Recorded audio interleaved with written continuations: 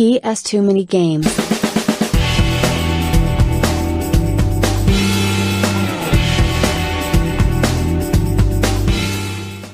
Hello guys, welcome to episode of PS Too Many Games. My voice has just come back enough where I can basically do this episode. For those who don't realise, I've put on the internet, I had some kind of cold, some kind of flu, maybe even some kind of like infection in my throat. I had a massive sore throat. I could barely speak for the last 2.5 days. As you can see, I've still got some issues with my speech. But I want to do this episode sooner rather than later. Reason why, I've actually got a new microphone. You notice it's no longer on the neck here. I've actually got, I'm just going to pull it up here for a second, a big ass microphone. It's got its own stand, but strangely enough, I roughly keep it to just the left hand side of me here, so that the audio should be significantly better from now on. Sounds pretty good. If I find a perfect place to hang it in, I get like a boom mic and go woo, that kind of stuff. The future, as you can see, I can't laugh at the moment, my voice is knackered. Anyway, Cex Roulette time. This one's going to be slightly different, because obviously this is the first time I've done one since I've got recording equipment to actually record a game. So, basically this time, I'll tell the truth, this is the second time I record this, so it's actually already been opened, but the first time the audio is alright, so we're going to keep the first stuff. Basically, we're going to do the opening, go through it, then we're going to go through a bit of gameplay with about 4 or 5 minutes of like, well, there's about half an hour gameplay, but I'm going to spice up about 4 or 5 minutes of highlights in my opinion on the game. And then at the end, we're going to wrap it up and tell what can happen in the future. So, yes, well, actually, we're going to tell what's going to happen now, because I'm just going on the fly. As I said, Leeds game market is 100% happening. 3rd of February, it's a Saturday. Anyone going there? I'm hoping to say hello to anyone, that'd be nice. Dave, my co-partner in crime, is coming with me, and so is Dan. So it's going to be 3 of us. It's going to be quite fun. Also, we're going to try and do all CX in Leeds. There's about 3 to 4 of them, so we're going to try and hit 5 places in one day. It's going to be knackering. You can do it! But if things go right, I should have quite a lot of stuff to buy, and a lot of stuff to show, if you know what I mean. Yeah, my voice is starting to fade already. Give me a second. In the future. Anyway, yeah, so that's what the future holds. Sometime this week also there'll be another CX prices increase/decrease episode. There has been some changes, and ever since the last time there is now a change to things like the way CX does like manuals. So it's worth doing another video, and there is actually now a new top pin like rule of rows is no longer the most expensive game defined. There's something that's taken it over, which is hilarious and at the same time a bit scary. Because one game has gone through the roof for the last 6 months, so we'll get to that in the next episode. But for now, Cex Roulette. So I'm going to throw myself technically to past me. Hopefully my voice is held up for that video, because I need to do it one take. You can't do an opening twice. So hopefully you'll get to that, and then we'll throw to me with some game footage and my narration, not narration, but my opinion of the game. It's like a mini half an hour review. Because I roughly, you can gauge most games how good and bad they are by playing for half an hour to an hour. Roughly. It's basically a case of will I continue playing or not. That's what I'm going for. That's what I'm going to do for future episodes if I've got time. But anyway, let's throw to me in the past, technically the future of this episode. It's a bit messed up, I know. And let's see how we get on. So here we are, obviously another package, another day, another CX Roulette. Let's just get it open. Strength. Okay. So this month's CX Roulette is, bear me a second, yeah, there we go. So this is Castle Shikigami 2 War of the Worlds. This is a vertical shoot 'em up. So basically your old school plane shoot 'em ups, vertical screen, arcade style. It's one of those games I've never actually played before. So this is going to be a new experience for me. This pretty much turned up on every platform, including the Dreamcast. And that came out in 2004, this game. So, pretty much, you can get this anytime. You can get some Steam these days. I think you can get it on the Nintendo Switch. I'm assuming it's quite a popular game, because it's come out so many times, different versions. But at the moment, generally speaking, it looks to be in decent condition. I can't really try and zoom in, but it's I'll try. Bear me a second. So, as you see, it seems to be in decent condition. Case seems to be quite decent. Let's have a look on the inside. Manual. It's always a good sign to have a manual. Manual seems to be in very good condition. Yep, that seems to be in decent condition.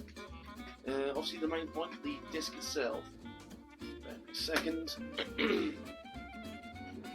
Yeah, I'm not 100% well. You can pretty much tell it by now. Right, okay, and okay. Not brilliant, but not bad. You can see that. Obviously, you can see me reflecting to that, but I would say decent to good condition, maybe. Good condition. Keepable condition. We'll go with that one. So this actually is quite a success. This is a success. Obviously, the European trademark standard. Yeah, I got successful. I'm very happy to have this. The manual here. Castle Shikigami. Black and white in English. So yeah. I don't know the plot of this, but what I'm going to do now, since I can actually record game footage, I'm going to pretty much play this for like half an hour to an hour. We're going to go through some highlights, and we're going to find out if I actually enjoy this game or not. So I will meet you in the future. Right, as you can see, let's get into it. Simply put, this is actually a surprisingly good game. This is about 4 to 5 minutes of what I played. Well, pretty much the start of the game, as you can see. Think the game was the game on the GameCube. Think Ikaruga. I think that's how you can pronounce it, Ikaruga. But it's for the PlayStation kind of thing. Because I don't think Ikaruga was on. Well, if it wasn't a PS2, Europeans, we didn't get it. Apparently, or I just completely missed it. Anyway, Square the shoot. You can't hold Square down because there's also a bomb, as you can see on the left-hand side of the screen. So you have to like button mash, as I'm clearly showing right now, smashing the shit out of the Square button. You choose anime characters. I can't remember the name of this anime character, but it's like 7 characters you choose from. This is the arcade mode. There's 2 like difficulties. There's normal and easy. Easy's for like beginners. I just went into normal just to see what my luck's like. As you can see, you can move up vertically and horizontally with your character, which is kind of important. Generally speaking, I did rather well for my first time out. Just like, as long as you dodge the projectiles, you're not going to lose.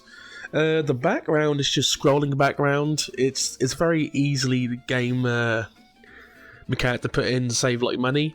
I do like this game now. It played well. It played very simply, and there seems to be a boss at every like intersection. But man, this is level 1, right? This is the first part. Look at all the projectiles being thrown at you right now. Stop shooting! Stop shooting! Obviously, you got to collect the coins, but unless you like this kind of thing, like just constant like being shot at, this is not the game for you. But this is my kind of game. So, generally speaking, I'm almost certain you're going to play this once again in the future. Not anytime soon, though. By the way, you might notice I dropped a bomb there a minute ago. You get 3 bombs at the start. And obviously you get a time limit, as you see in the top left-hand corner. Forgot to mention the time limit. It feels so much like an old-school vertical shoot-'em-up, but with modern-day technology. I say modern-day, with 2000s technology. Jesus Christ, I'm getting old. Welcome to the world of tomorrow! Why do you always have to say it that way? Haven't you ever heard of a little thing called showmanship? Yes. Let's talk price. This cost £22 from CEX. Is that a fair price? A reflection, yes. And no, we'll go yes. Let me explain why. So, for the quality of game you get, £22 might sound a little steep, but you also got to remember it's a Japanese-oriented game, so it's not going to be very common in Europe. Secondly, it's built and kind of plays very, very well. Stage 2, by the way. So, you pay for what you get kind of thing. Would I have paid full price of the past for this game? Probably not. So £20 on reflection, I would actually probably pay that for this game. This kind of like quality kind of controls. The background obviously aesthetic, where it's just scrolling, like this is where you're supposedly flying forth, if you will. That's the only aspect I don't like in this game. It just feels cheap. It feels cheap, but obviously they were on a budget. And I can't imagine this game was that hard to financially on the. You know what I mean? I don't think didn't cost that horrifically much to make, if you will. I mean, this is level 2. Look at the chaos already. I mean, we're not at Ikaruga chaos yet, but like beginners, this is chaos. Jesus, bomb. But first impressions, yes, game I'll play before. Hello, what's this? Okay. Okay, I thought this might happen. I'm not quite sure. In Ikaruga, you have to change like what weapon you have to make damage to do damage. Here we go. Let's see. There we go. Jesus Christ! Oh, I got hit. Okay, yeah. She's got some kind of shield. I'm doing damage though, so I'm here to focus here. Right, but put it in context. This is just level 2, and I'm already struggling. So, as the youngsters might say, I have to get good. But anyway, you can roughly gauge my reaction to this. Happy to have this game. Happy to have it in the collection. I would recommend it to anyone who likes vertical, horizontal 2D shooters. Japanese aesthetic. If you like that kind of stuff, that's you. It's alright for me, but I don't go look at that kind of stuff. So, what we're going to do now, we're going to throw it back to the games room and finish this off. Final opinions in Castle Shinigami. I'm going to call. Okay. Shinkaigami or Shimagami, I'm sorry, there's no M in it, but I probably should. Castle Shinkaigami. We'll go with Castle Shinkaigami, War of the Worlds. Last impressions, I will continue to play this game at some point. I actually enjoyed it. If you enjoy vertical 2D shooters with like planes or like superhumans, well up your street. Obviously very Japanese oriented because every character seems to be anime and from anime. I chose Sasaki, or Sasuke, or how you pronounce it. But anyway, kind of like your Ikaruga kind of games, where different colour buttons make difference. Like, this is the game for you. Is it actually worth £22?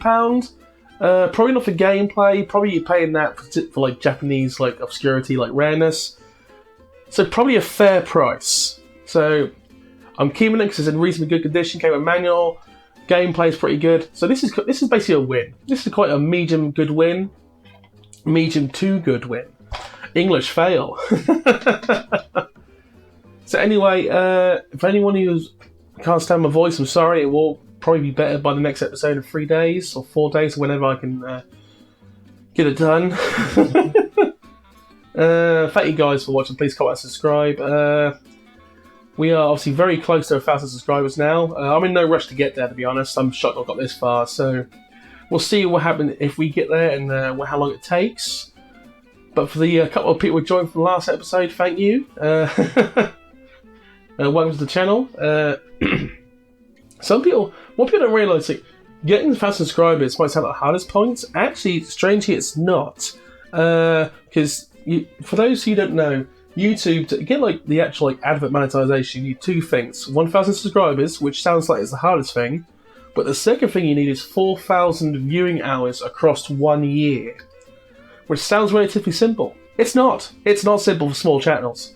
To the point where this channel possibly could hit 1,000 subscribers before it gets to 4,000 viewing hours. Which sounds weird, but if someone only watches like 40 seconds of a video, or like a minute or two, and it's for like a whole year, 1 subscriber, then that doesn't really add up to much like for viewing. And a lot of the people who watch this channel don't watch the full episode, which I've got no complaints with. That's the way you watch it. That's what I welcome that. But we might be in the point, strangely enough, where viewing hours might be the thing we got to get second before the subscribers. It's gonna be weird. I know no Animanians thought I'd get to that scenario, but it's quite a possibility it's going to happen. We're not far off. We're close, but I want to see which one happens first. Anyway, thank you for watching again. Hope you have a great rest of the day, and I'll see you guys later. Bye.